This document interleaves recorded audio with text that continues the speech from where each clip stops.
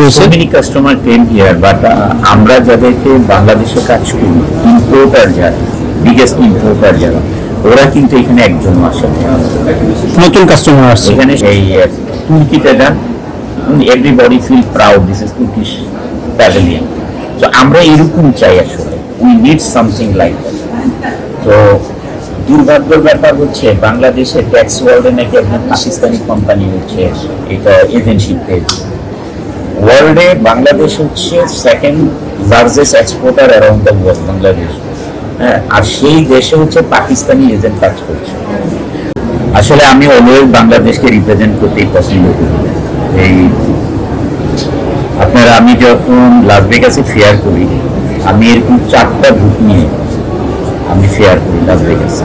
Even ধরো এবারও যে অগস্টে যাব, আমি লাস ভেগাসে ফেয়ার তো করি 4টা বুথ একসাথে। আমি যে জাপান থেকে আসলাম এই মাসে, সরি জুন মাসে জাপান থেকে আসলাম, আমি হচ্ছে বাংলাদেশে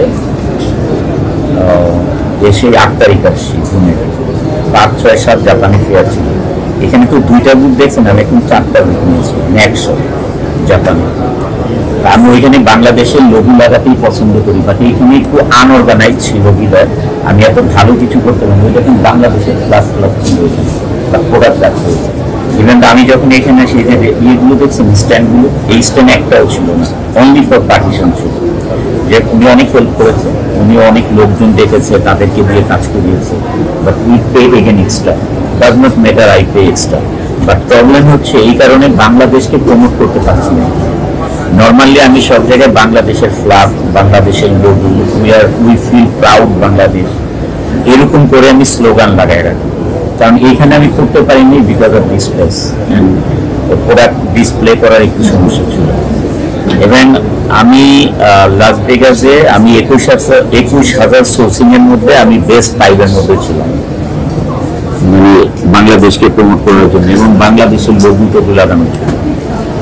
আমি আসলে আমার ক্যারেক্টারটাই হচ্ছে দেশকে প্রেজেন্ট করা। কারণ আজকে যে আমরা বিজনেসম্যান, এটাতে এমনিতে হওয়া না বিজনেসম্যান, এটা বাংলাদেশের অনেক অবদান আছে, বাংলাদেশের মানুষের আছে, বাংলাদেশের গভর্নমেন্টের আছে, বাংলাদেশের গভর্নমেন্ট সার্ভিস হোল্ডার তাদের অবদান আছে আমাদের প্রতি। কারণ তারা যে সুযোগ সুবিধা আমাদেরকে দিয়েছে, এই কারণে কিন্তু আমরা বিগ বিজনেসম্যান হতে পেরেছি, সিআইপি হতে পেরেছি, এক্সপোর্টটা পেয়েছি মাননীয় প্রাইম মিনিস্টার থেকে। এগুলো কিন্তু মানুষের অবদান, গভর্নমেন্ট সার্ভিস হোল্ডারদের অবদান। এই জন্য আমাদের নৈতিক দায়িত্ব হচ্ছে দেশকে প্রেজেন্ট করা, এটা আমাদের দায়িত্বের মধ্যেই পড়ে। এটা আমি জানি, যেহেতু আই লাভ মাই কান্ট্রি। কিন্তু এই ফেয়ারটাতে আরো একটু অর্গানাইজ হতে হবে। You can see the Turkish pavilion.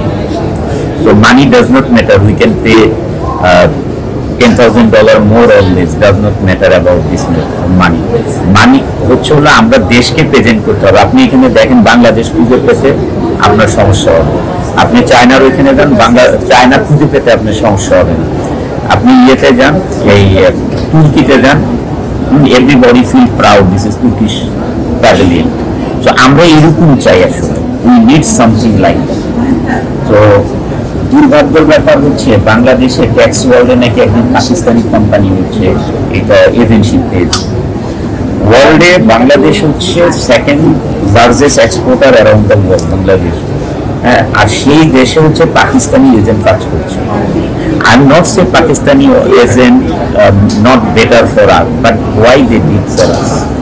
এটা বাংলাদেশের ইউটিভি আছে, বাংলাদেশের বিজি ইউনিট আছে, বাংলাদেশের এজেন্ট থাকলে আজকে বাংলাদেশকে প্রমোট করতে চাইতো। এখন পাকিস্তানি এজেন্ট তো তার কান্ট্রিকে প্রমোট করবে, because everybody love their own country. আমাদের দেশের যদি আজকে হতো তাহলে তুর্কির মতন এইখানে বাংলাদেশকে প্রেজেন্ট করতে। আপনি এখানে বাংলাদেশকে প্রেজেন্ট করার মতো কি আছে? আমাকে একটা জিনিস দেখান এখানে আছে যেটা বাংলাদেশকে প্রেজেন্ট করে, কিছু নাই।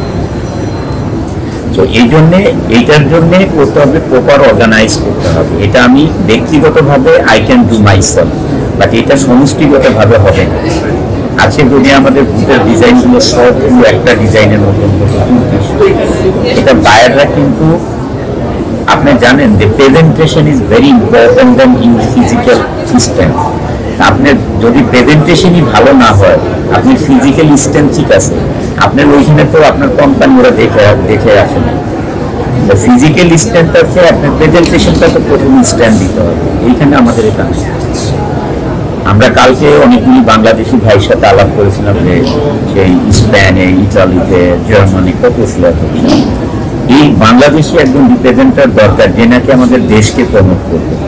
সে আমাদের কাছ থেকে টাকা নিবে যে আমার পার স্কোয়ার ফিট এত লাগবে, আমরা পেমেন্ট করবো, বাট লাইক এটা এইভাবে করি। আপনি যদি আমাকে ব্যক্তিগতভাবে বলেন যে ইউ লাভ, আপনি বাংলাদেশকে প্রমোট করতে চান কিনা, আমি চাই, বাট আমি একা করলে হবে না। এটা এই প্যাভিলিয়নটা পুরো বাংলাদেশে, তাহলে দেশকে প্রেজেন্ট করা হবে, নাহলে আমাকে অনন্ত জলিলকে প্রেজেন্ট করা হবে, আমার কোম্পানি যে গ্রুপ এবি গ্রুপকে প্রেজেন্ট করা হবে, নট কান্ট্রিকে প্রেজেন্ট করা হবে। সব নিউ কাস্টমার অ্যান্ড রিটেইলার, যেমন রিটেইলাররা হচ্ছে হলো ওরা ইম্পোর্টার থেকে কিনে, তো ওরা যদি আমরা বলি এই প্রাইসটা হচ্ছে $5, ওরা কিন্তু they are very surprise, $5 is really okay, how much I can order you, what is the you minimum order quantity. যখন আমি বলি যে okay I do per star 50,000, 100,000 does not matter, I can fund, I can start with you 10,000 piece per star. 10,000 piece. I buy only 2,000 piece. So maximum হচ্ছে যারা এখানে বায়াররা ঢুকছে এরা হচ্ছে maximum retailer, not biggest importer. Big importer there is very less. কারণ যারা big importer তাদের তো ফ্যাক্টরি আছেই বাংলাদেশ, তাদের তো নিউলি আসলে সোর্সিং করা দরকার নেই। তো Bangladesh is very manufacturing country, প্রচুর ফ্যাক্টরি আছে ওদের কাছে। আমি এখানে এসে যেটা বুঝলাম এটা হচ্ছে রিটেইলার, কিন্তু ইয়েতে যে এখানে আমি লাস ভেগাসে দেখলাম ওইখানে প্রচুর ইম্পোর্টাররা আসে, প্রচুর বড় ইম্পোর্টার। হ্যাঁ, যেমন আমি লাস ভেগাস থেকে কিন্তু আমি ইউএস পোলো তো মানে আমরা অলমোস্ট 22 থেকে $30 মিলিয়ন এক্সপোর্ট করি পার মান্থ, পার ইয়ার ইউএস পোলো। এটা কিন্তু আমি লাস ভেগাস থেকে পেয়েছি। তারপরে ওয়ালমার্টের অর্ডার আমি লাস ভেগাস থেকে পেয়েছি, মানে বড় বড় ইম্পোর্টার লাস ভেগাস থেকে।